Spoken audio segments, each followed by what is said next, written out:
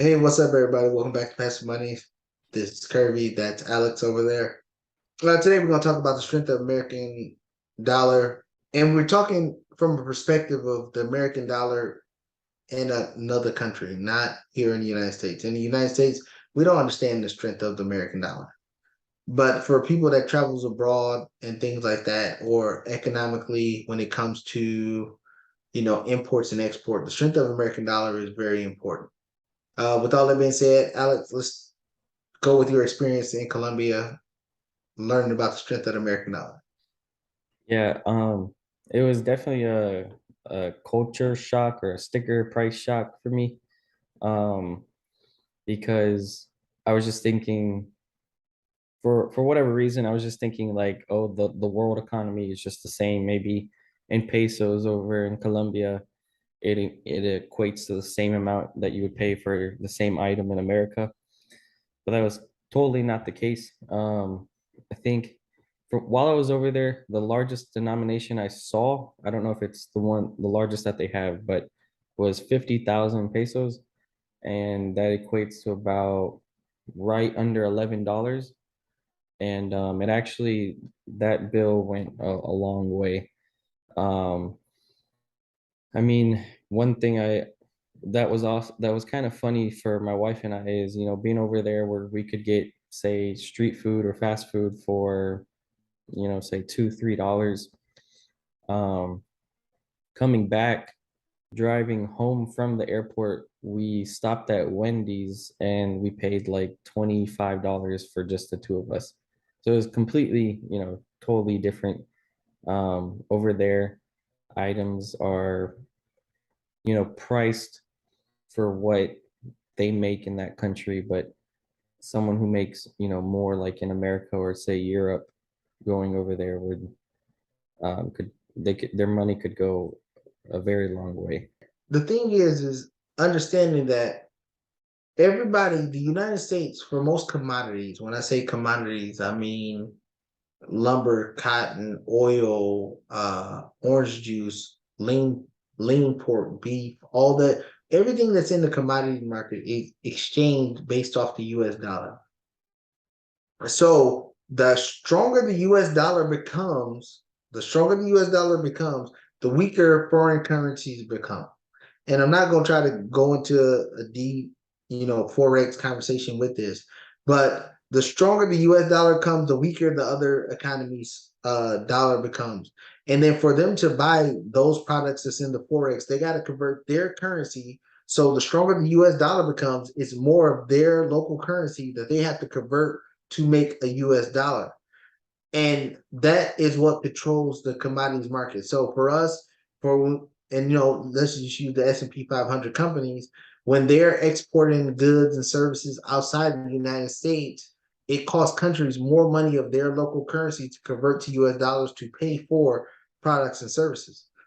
So when you as a consumer or you as an American citizen go to another country, your dollar for you is just a dollar.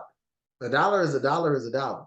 But for them, they have to balance their conversion rate based on what your dollar is worth.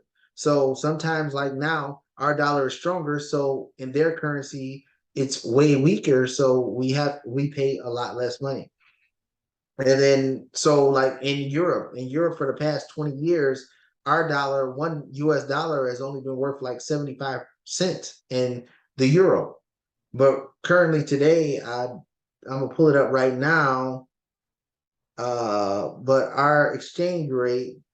is our exchange rate is now our dollar is stronger than euro. So we're fairly on par. So 97 cents of our money, 97 cents of US dollar is worth 1 euro. Now, if you would have, backtrack because Europe in a recession because of, the war in Ukraine and the natural gas and stuff like that. But if you would backtrack, my family lived there for 4 years. It took $1.25 of our US dollar to equal 1 euro. Now it's 97 cents of our money equals one US euro. So now we can go buy more in Europe with the US dollar than we could, let's say, a year ago, 2 years ago. And that's because of the economic situation in each country in the value of our dollar, but our dollar or the US dollar is the international exchange rate for everything that's commodities. So that's why our dollar becomes stronger, just like the pound in the UK. Our dollar it's only so it would take $1.40 of our US dollar to equal 1 pound in the UK, but now that's dropped dramatically. Let me see how much it is now. So now it's only 112. Now remember, I said 140 to equal 1 US pound. Now it's only $1.12 equal 1 pound sterling in the UK. So it's still so the strength of the dollar, as long as it keep rising and other uh currency rate keeps dropping compared to US dollar, that gives us, excuse me, more buying power internationally. So for me, if if I wanted to travel international, this would be the time I would want to travel international because our dollar is stronger. Our dollar can go a longer ways than it would in previous years. This will be the perfect time for me to travel internationally. Of course, in the news and media and stuff like that, they're going to talk about, oh, well, they're going to recession, so crime rates are going to increase and things like that to fear you out of it. But for me, if I wanted to go take an international trip because my dollar, because I live in the United States, will take me further internationally, I will be trying to push international to actually do trips and things like that. Right. Yeah. And I mean, over there, I did notice like some of the American products. I mean, I really, for example, I saw like candy on the shelves at stores from the US selling for a bit more. And I'm sure it's because of importing and all that. Now, like their own products that they manufactured in Colombia were a lot cheaper in terms of, American currency, which was interesting to see. I mean, just to see that, like, just because a product is imported from the US and it's a US brand, it's the same price, if not more, than you would find in the US and not as affordable to the people living there. But, those same, the companies in that country can, fabricate something of the same quality and it'd be a lot more cheaper. Yeah, and that's the nature of the beast of it, and that's why I say right now is the perfect time to be traveling abroad than stay in the United States trying to battle inflation and stuff like that. But of course, I know people have obligations like kids going to school and what have you. But if you're gonna make an international trip, it's the best time. And like we talked about in previous videos, going where the locals at. Don't go where the tourist attractions are at. That's gonna, rob you blind of what Right. you have. Like I said previously in the video, during COVID and before COVID, my family lived in Europe, and the the US dollar didn't go as far. But to be in Europe now, it's a great time to be an American in Europe to experience those price increases and how far your dollar will go over there, especially now because we're on par with what's going on. So that for me would be the best time to travel, and not when the value of the dollar start decreasing, and then the value of other currencies start increasing. Then that's the worst time ever to start traveling, and that's more money that's going to come out of the pocket. And then you see the exchange rates if you use a credit card, if you go take money out the ATM and things like that. But those things are very important if you're very dollar conscious.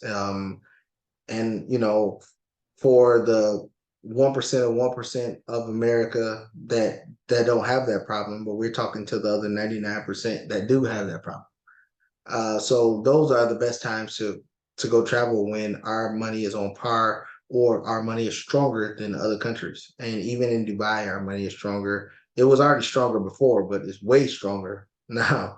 And so going to these Middle Eastern countries, going into the Asian, Japanese country, excuse me, colonies and things like that. That's where you want to be. If you want to go out there and experience the world, this is the time to do it. Not when they tell you, oh, the world is, oh, they're out of a recession. If they're in a recession in Europe, that means you can go to Europe, you can go to UK, you can go to Switzerland, Ireland, all these other places, and your dollar will take you further than if everything's all good and now you sit here struggling to figure out, oh, what's the conversion rate? Right now, you par.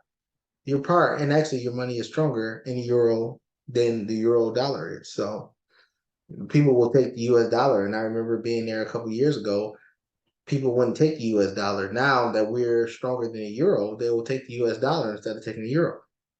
So that's how I would tackle that when it comes to international travel.